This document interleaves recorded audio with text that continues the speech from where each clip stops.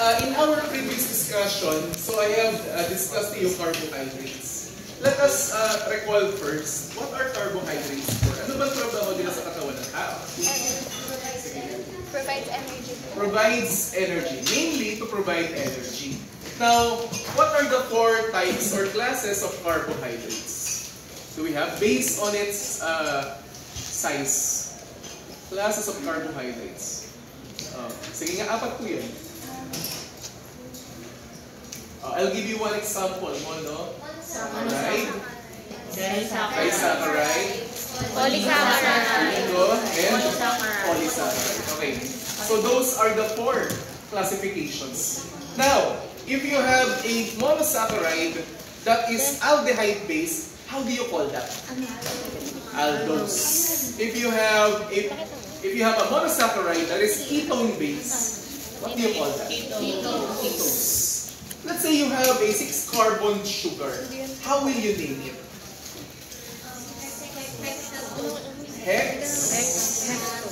Hexose. Ayun lang, hexose. 5-carbon sugar, pentose. 4-carbon. Tetrafuse. Pagka tatlong carbon lang, triose. Naalala? Paano kung meron kang triose, tapos siya rin ay aldose? How would you fuse the name? Triose. If you have a ketone and it is 6-carbon sugar, how will you name it? Ano? Ketohexose. Ano yung 6-member ring sa sugar? Pyran. 5-member ring sa sugar? Furan. No? Ano yung kailangan mo para maka-form ka ng pyran?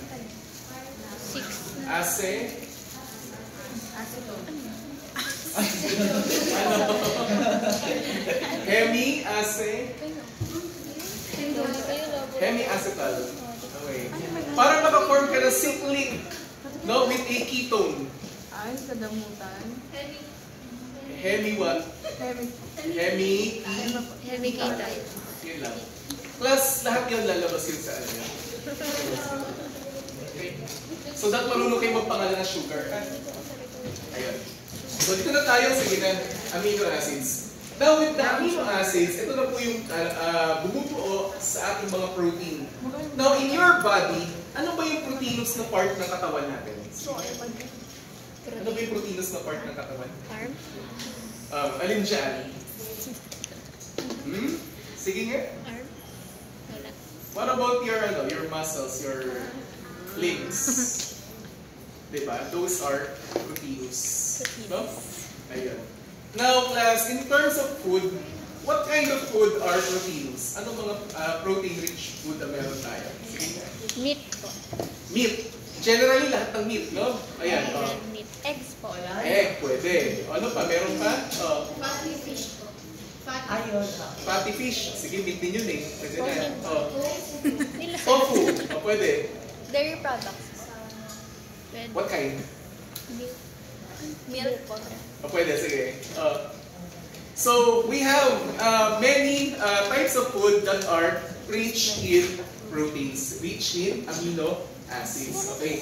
Now, let us discuss what is amino acid. No? Ayan. Okay.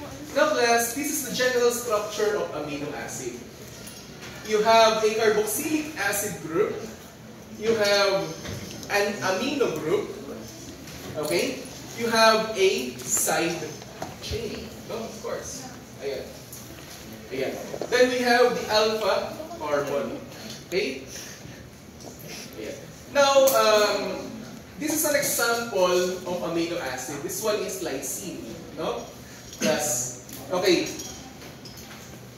Paano nyo malalaman kung saan ang start, no, ng isang amino acid?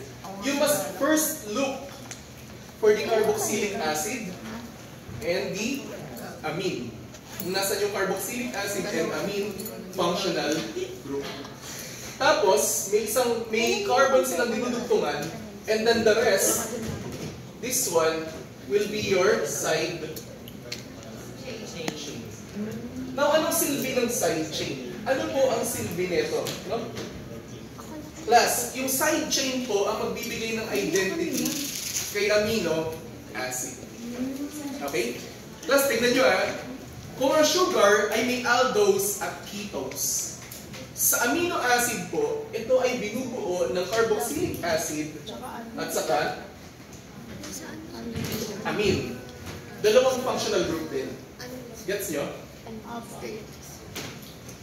Yan na. Now, the amino acid, no, they are predominantly in their dipolar or Zwitter ion conformation.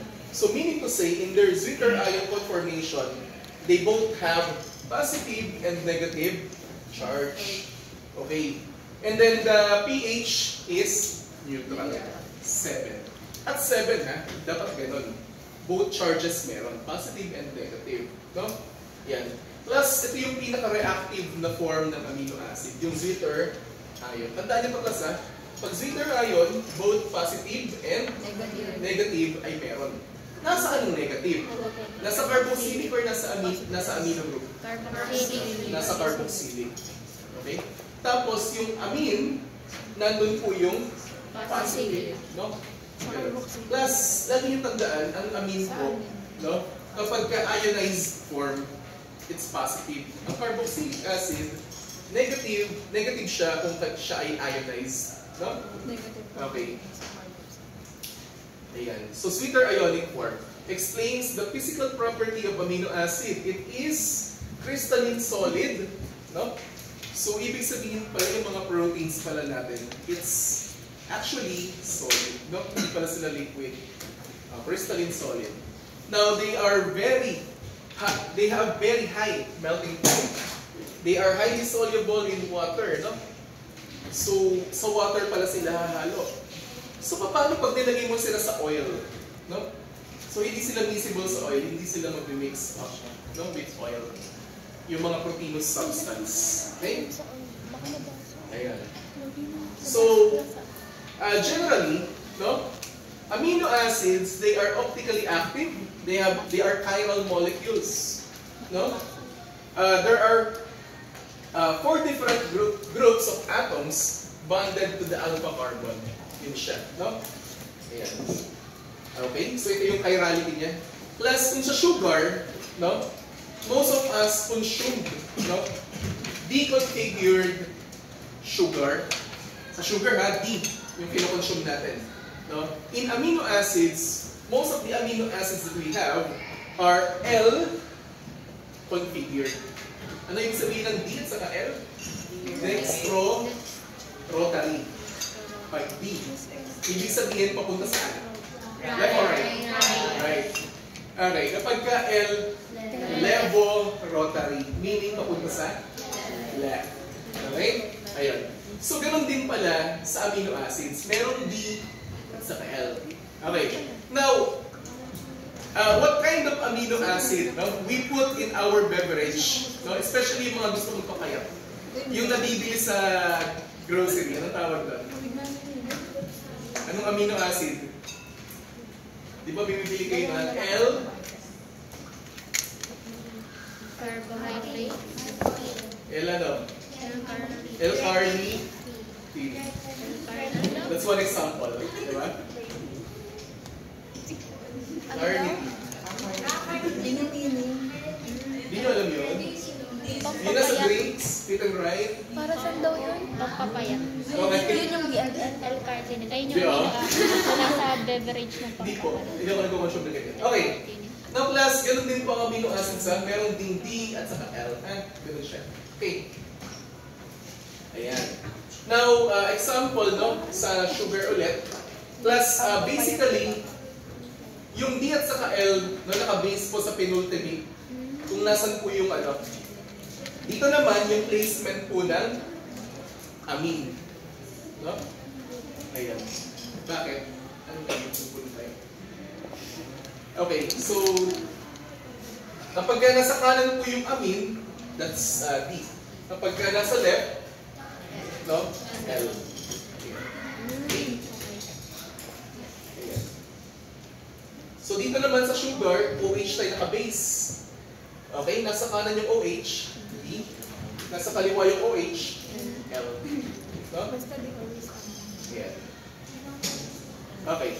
Now, amino acids residue is naturally occurring protein molecules are exclusively L isomers. Plus, take note of the word naturally occurring. Ibig sabihin, pag naturally occurring, natural po siya sa nature. No? Yun, nandun siya. Ayun. Now, saan mo mahahanap yung D? D amino acids are found only in few peptides, no, of bacterial cell wall and some antibiotics. No? Ayan. Now, we also have essential amino acid. Ito. Ayan. And then non-essential amino acid. No? So, ano ba ibig sabihin ng essential and non-essential? Pag essential po, no, ito yung mga amino acids na hindi kayang i-produce ng body natin. Okay? So, ibig sabihin po, we have to obtain this from our diet. Kailangan nyo pong kumain. Ito. No? Para magkaroon po kayo nitong amino acid na to. Okay? And, so, these are the amino acids that you need to obtain from diet. These are the amino acids that no need to obtain from diet because your body could synthesize it naturally. Okay? Ganun lang siya. No? Now, based on structure, no, amino acids may be classified as aliphatic, sulfur-containing, alcohol, aromatic, acidic, basic, and amides. Okay? So, ano pinagkaiba nila? No? Ito po. Plus, kapag po aliphatic, no, wala po kayong makikitang functional group, kundi ito lang. Alkane, alkene, or alkyne. Tatlo lang, ha? Aliphatics. Aliphatics, you may encounter alkane, alkene, alkyne. Wala nang iba. Yun lang ang laman ng aliphatic. Tingnan nyo, class. Ito yung kanilang mga side chain. Ito. Ito. Okay, ito pala. Kasali ito. Ayan. Okay? Yung naka-highlight po. Pansinin nyo, class. Puro mga carbon chains lang. Okay? So, yun po yung mga aliphatic. Now, aliphatic are generally hydrophobic. Okay? Ayan. We also have sulfur-containing. Pag sinabing sulfur-containing, ano ibig sabihin? May sulfur. Yun lang ibig sabihin nun. Plus, dalawang amino acid lang po ang sulfur-containing. You have cysteine and methionine. No? Ayan. Now, they are responsible for forming sulfide or disulfide bridges. No? Para po mag-link yung mga proteins, no, kailangan po ng mga sulfide bridges minsan. And they are very hydrophobic. Ayan. Now, we also have alcohols. Ano ba yung alcohols? They have, anong meron sa kanila? May hydroxyl sila or may hydroxide. No? Ayan. So, yan, no? Yeah, threonine and serine. No? Ayan po. Dalawang alcoholic amino acid. No? So, kung alcoholic sila, meaning to say, they are capable of forming hydrogen bond. O, ano ba yung hydrogen bond? No?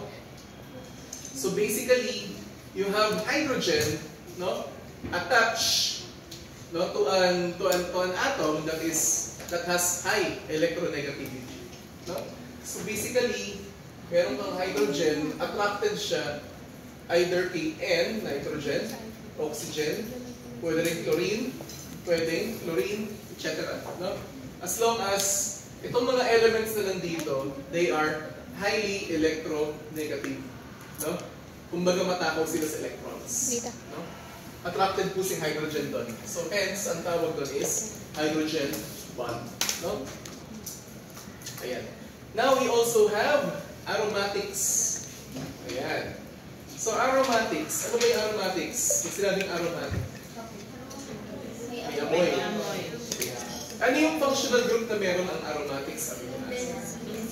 Di ba sa functional group, binanggit din natin, di ba? Na yung mga benzene, phenyl, they are aromatic. So meaning to say, kapag po nakakita kayo ng molecule na may ganitong symbol, ibig sabihin it has smell. No?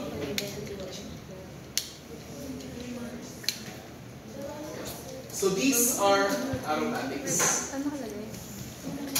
Okay? Ayan. Now class, ito yung mga aromatics, no? Tyrosine and tryptophan. Ayan. Now class, aromatics, okay? Tyrosine, tryptophan.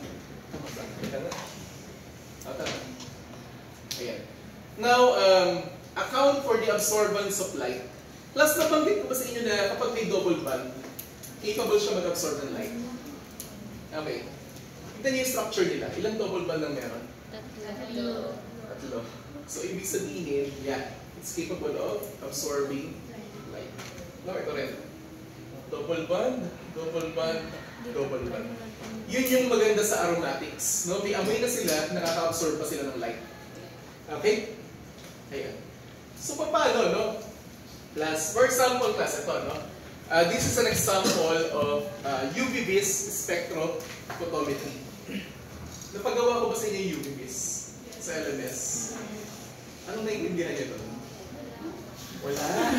May tayo dyan. May ganito. In simplest way to explain it, ganito. For example, alam niyo yung laser na nabibili sa, yung laruan na laser? Halimbawa, class, meron kang baso. Tapos may tubig yung baso mo. Pinutukan mo ng laser, ano mangyayari sa laser? It would just pass through. Tama? Tatagos. Pero let's say yung baso, nilagyan mo ng substance. Nilagyan mo ng, let's say, milk. No, yung baso. And then tinutok mo yung light. Yung laser. What will happen? It will be absorbed. No? Class, yung light na na-absorb, no? It would account for absorbance. Yung light na nag-pass through, it would account for transmittance.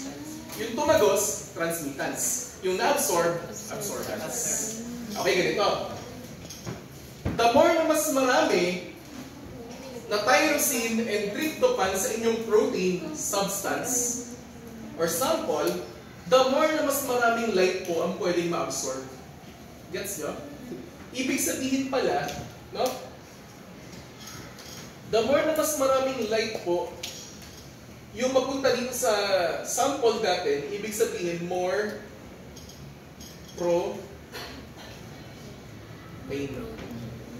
Paano pag mas marami ang tumagos? Anong meron sa protein? Less protein. Gets? Yun ang UV-vis spectrophotometry. Kaya niyang i-account yung protein, no, absorbance. Eto class, may bibigay ko sa inyong condition. Halimbawa may pasyente kayo, no, kinuhaan nyo ng urine sample. Tapos, sinubject nyo sa UV-vis spectrophotometer. Tapos ang taas ng absorbance. Ano ang sakit ng pasyente? Yung pagkakaroon ng protein sa ihi. Proteinuria po. Proteinuria po or proteinuria. Plus, masama po na mayroong protein sa ihi. Ibig sabihin po, pwedeng sira ang inyong anong organ? May nagsabi na? Kidney. Sira ang inyong gets? Ibig sabihin pala, no? Etong principle na to, pwede nyo malaman, no? Kung may problema sa kidney, no? Using this technique. No? Ayan.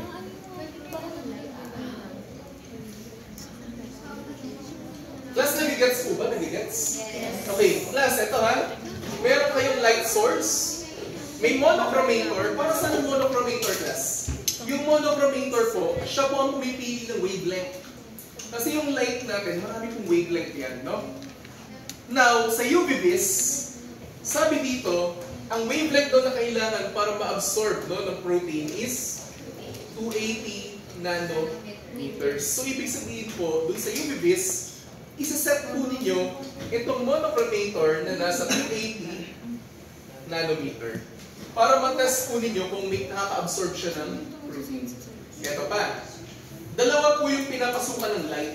Yung isa, blank sample. Okay, ang tawag po dito, cuvette.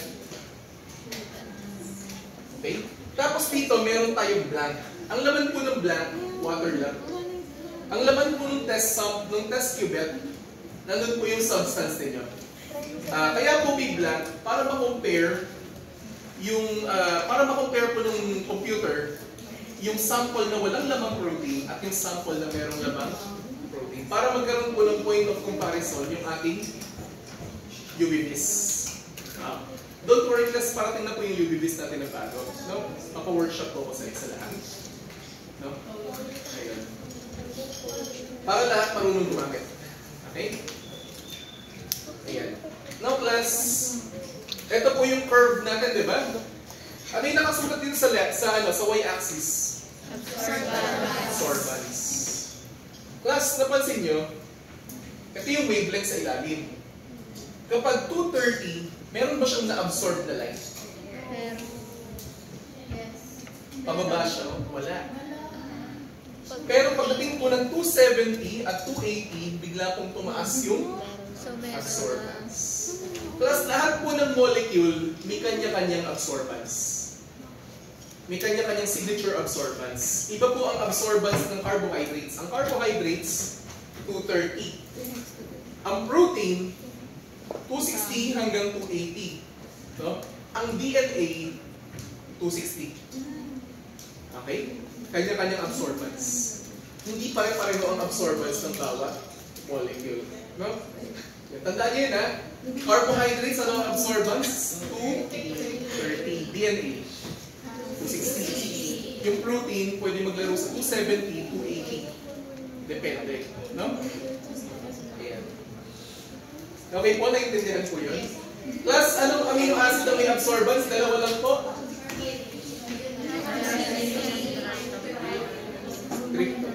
No? Okay. Now we have acidic amino acids. No? So ano ba yung acidic amino acids? Ito, no? We have the aspartate and glutamate. Ayan. Ayan na. Now, ano yung mahaharap po sa side chain nila? Class. Sa side chain nila, meron silang additional carboxylic acid. No? Bukod dun sa carboxylic acid na meron sila dito, meron pa silang extra. Okay? Ayan. Okay. They are negatively charged. Okay. Now, basic. Ayan.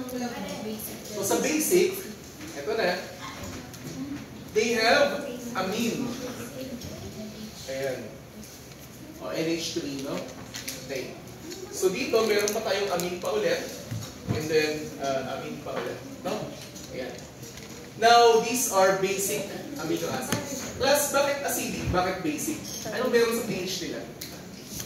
Kapag acidic, nasa ng pH? 5. 1 to 5. 7. 5, 1 6. to 6. Ba't hindi sa kasala 7? 7 is neutral. Kapag basic amino acid, their pH should be 8 to 40. Okay? Ayan. Then we also have amides, no? So bakit amides? Kasi po, C, double bond O, tapos merong amine, no? So amides. Here. Okay? Okay. Class, those are the 20 standard amino acids. Don't worry, there's no need for you to memorize. So, bibigay ko ako ng chart. Kasi ano, baby pa kayo.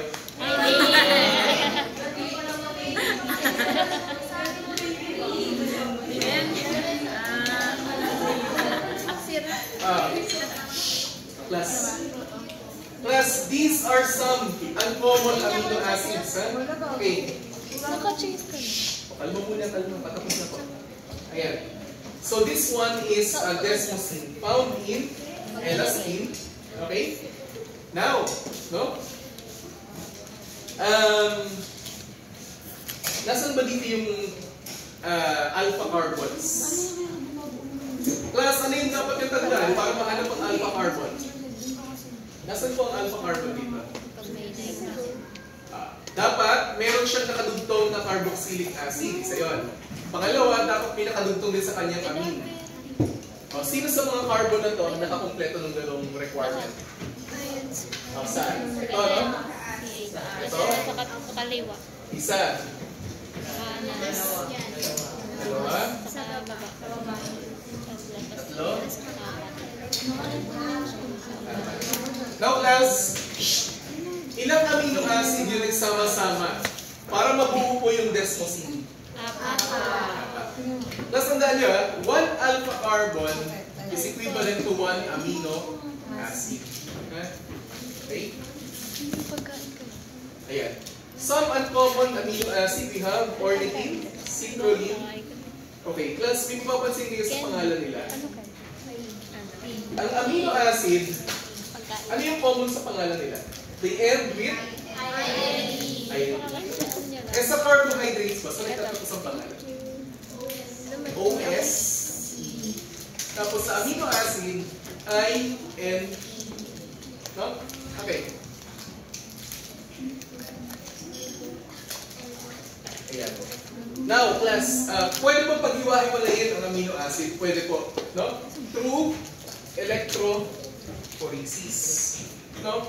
Class, ganito. Tignan niyo itong diagram na to. On this side, may positive na anode. On this side, may negative na anode. Okay. Ngayon, maglalagay po tayo ng protein sample dito. And then expose it to electricity. Okay? Now, ito yung negative anions. No? Okay, ito yung positive cations natin. So this, yung mga negatively charged na amino acid, mas ma-attract po sila sa positive. Yung mga positively charged amino acids, pupunta naman sila sa negative. Tandaan nyo class, magkaiba ng charge, they would attract. O, ganun lang lagi. No? So, ibig sabihin, capable po pala tayo paghiwalayin ang mga amino acids based on their electric charge. Okay, depende. No? Pala nakadepende na.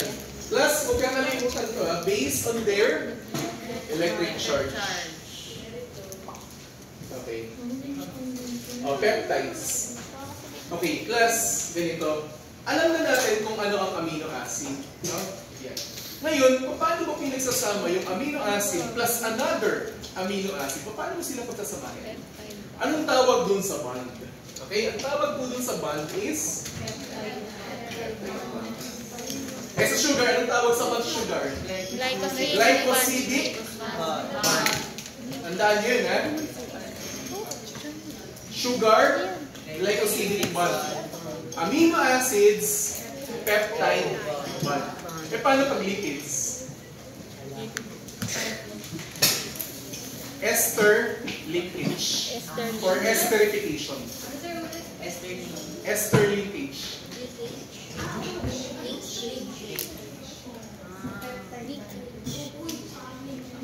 Sulat ka po, sulat ka. Sugar, glycoside.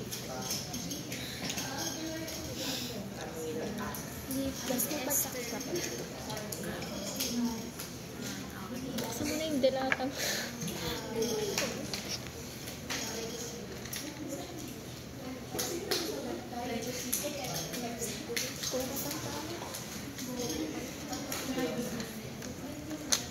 Ikaw bibiling, sasama mo. Ano yan? Okay. Sulat ba? Fats. Ester. Ay, sorry. Ester linkage. Or mas kilala po sa tawag na ester bond or esterification. Pare-pareho lang yun, ha? Ester linkage, ester bond, esterification.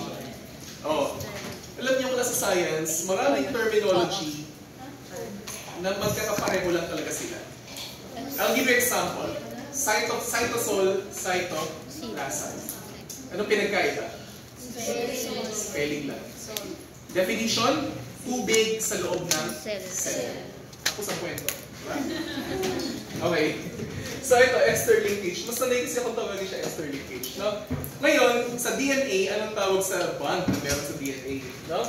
Sa DNA and RNA, okay, ang tawag po natin dito is phospho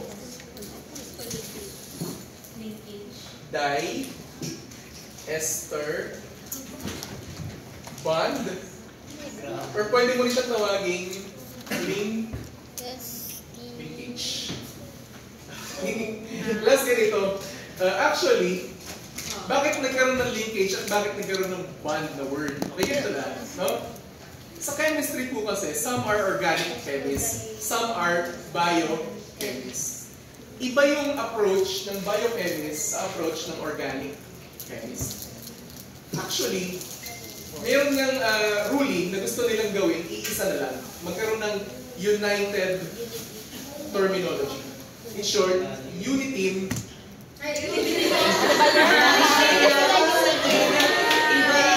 Joke lang. In short, para bang unified terminology. Hindi unity ba? Wala na yun, nasira na, nag-away-away. Hindi na siya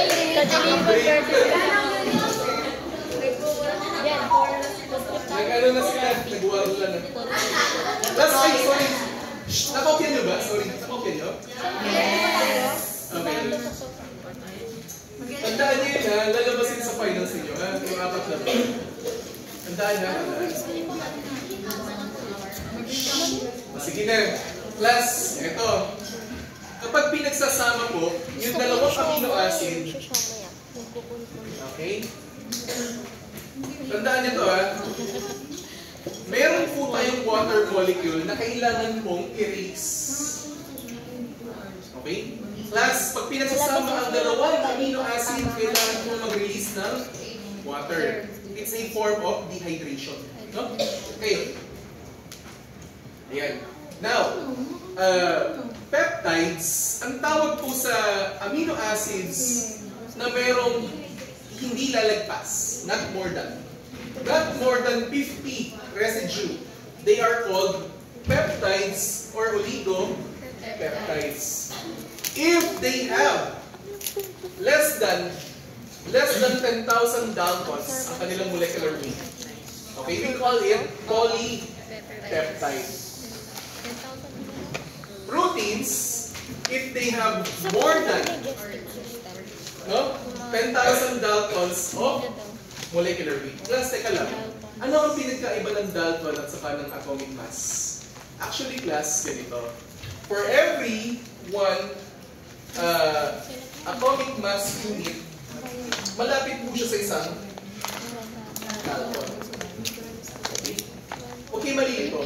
Plus, ang Dalton po ginagamit to measure mass of atom. By the way, class, recall tayo, atomic theory, sino si Dalton? The one who proposed, anong model? Ano yung Dalton? Uy, na-discuss na rin sa prelims yan. A, plum pudding. B, billiard ball. C, planetary. A yan. A.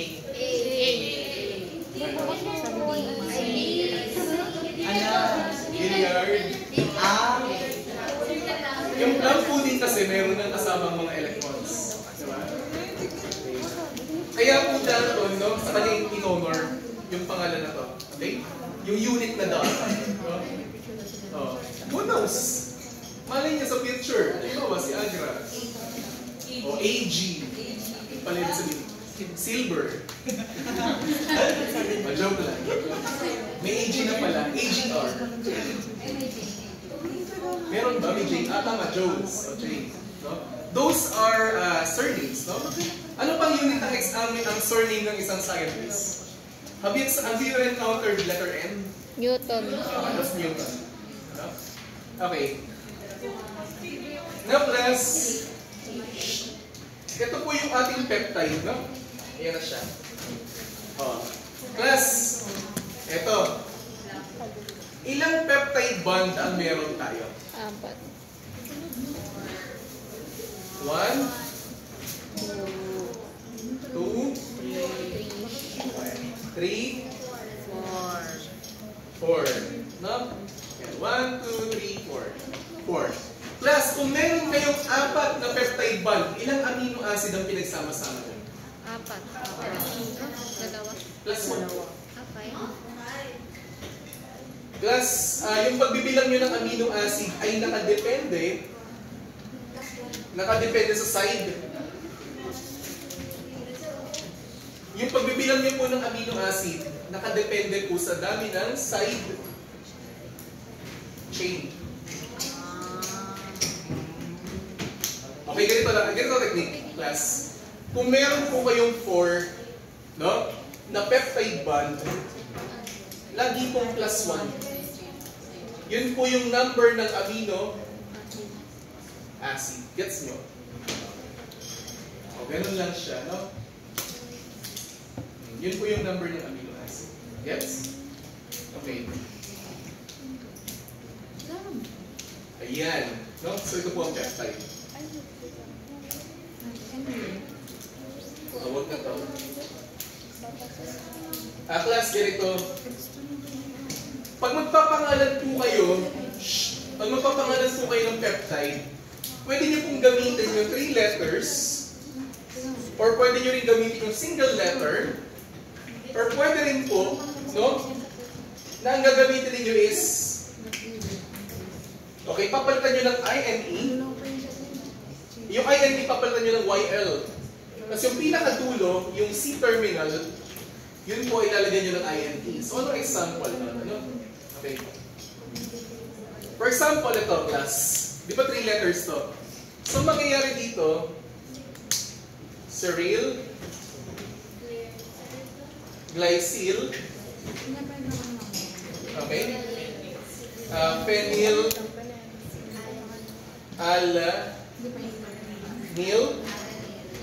alanil, okay, ang haba, leucine. Leucine na, kasi dulo na eh, N na po to.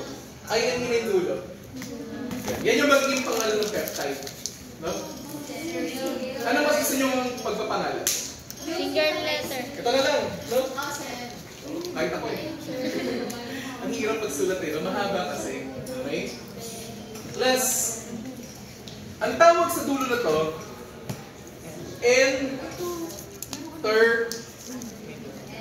N-terminal. Itong dulo na to, C-terminal. Bakit tinawag na N-terminal at sa C-terminal? Sa N-terminal, nandun po kasi ang amine. Sa C-terminal, nandun po ang carboxylic acid. Okay? Okay. Now class, once na link na po ang peptides, okay, ano po ba yung reactive na site? Plus, makinig mo na dito sa gitna. Okay, halimbawa ito yung peptide mo, may N-terminal ka, tapos may C-terminal ka. Okay, lahat ng nasa gitna po, yung hindi na po sila reactive, yung nasa gitna. Ngayon, alin ang reactive dyan? Okay, yung mga side chain po na may acid, okay, at may base, may acid, tapos for example, may isa pang base dito. These are reactive. Ito rin, yung N-terminal, this is reactive. Yung C-terminal, this is reactive. No? So, ibig sabihin po, ito na lang po yung pwede mag-form ng bonds with other molecule. No? Hindi na po pwede yung iba. Okay? Ayun. So, ibig sabihin po, if lahat ito, for example, class, lahat ito ay aliphatic. Saan na lang ang reactive dyan? N and C terminal na lang. Okay, kasi wala kang acid and base. No? Meron na lang siya. Okay? Ayan. Now, example of peptides. No? Peptides can act as hormones. Ano ba hormones, class? Oh. They are chemical messengers of the body. Example of hormone is insulin. Responsible for the absorption of glucose from the bloodstream. No? Plus, anong sakit ang pagka nagka-problema ka sa insulin? Let's say, mababa ang taas ng insulin. Diabetes. No? Dalawa yan class, may type 1 and type 2. Mayroon din sa type 3. O may type 3 na. Meron din po, pero sa medyo mas rare din na talaga. May mas rare. Mas rare. Okay. I am not yet familiar with the type 3. Ha? Ayun. So type 1 and type 2. Kung may type 3, add natin next time. Ha? Kung may mga bagong findings na. Okay? Plus, okay. So, ano pa nangyayari sa diabetes basically? Tumataas ang alin? Sugar sa blood. Okay. Anong dahilan bakit tumataas ang sugar sa dugo? Kasi po, okay, yung glucose po kasi or yung sugar, saan po nila kailangan pumunta? From the blood, saan nila kailangan pumunta? Inside what? Saan sila dapat pumunta? Inside the insulin? Hindi po. Inside the cell. Okay. Ngayon, yung pagpasok nila, no? Depende po yan sa insulin. Insulin po yung magbibigay ng signal dun sa ating cells kung dapat na ba siyang tumanggap ng glucose. However, pag ito may problema, pwedeng hindi po makapasok yung glucose sa loob ng cell. Ito naman, maiipon lang sa inyong blood stream. Okay? Ayan. Example of peptides, hormones. No? Ito naman, oxytocin.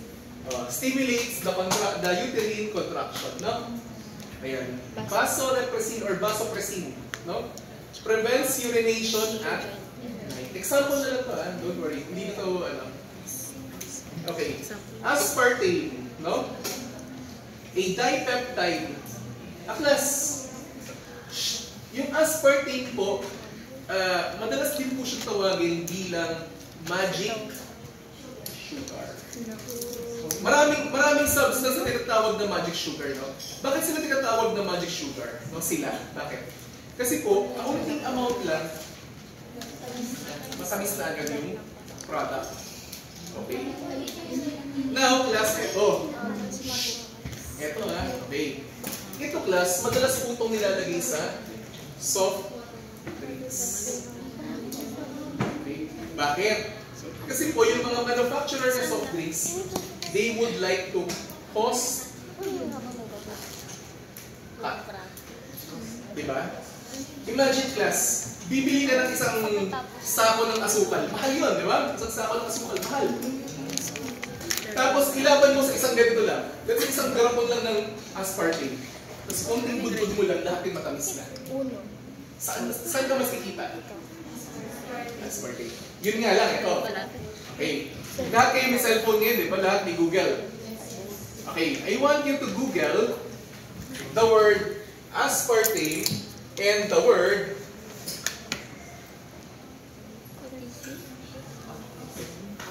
autism. And see if there are articles that would lead you to aspartame causing autism.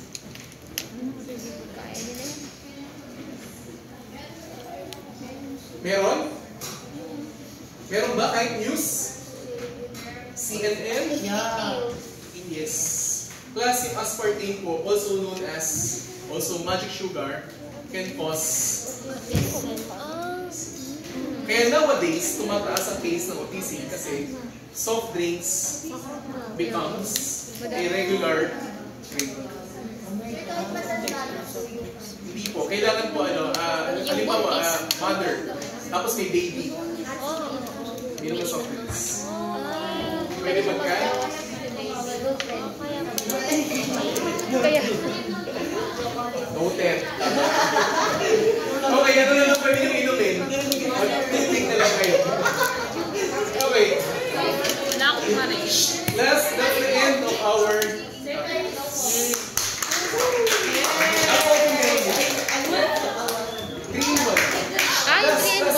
sorry. If you ask me, kung yung 3-in-1 coffee ba ay aspartame? Meron. Meron din. Kasi instant Plus, kasi. ano pa? Instant kasi. Alam niyo kung sino pa yung mataas maglagay ng aspartame? Alam niyo yung Cobra? Yes. Cobra, Sting. Tumingin na sing. Uy, hindi ako uminom. Okay. Most energy drinks. May taurine and aspartame. Ay, yung Gatorade ko yan. Hindi ko alam. Parang wala. Wala naman siya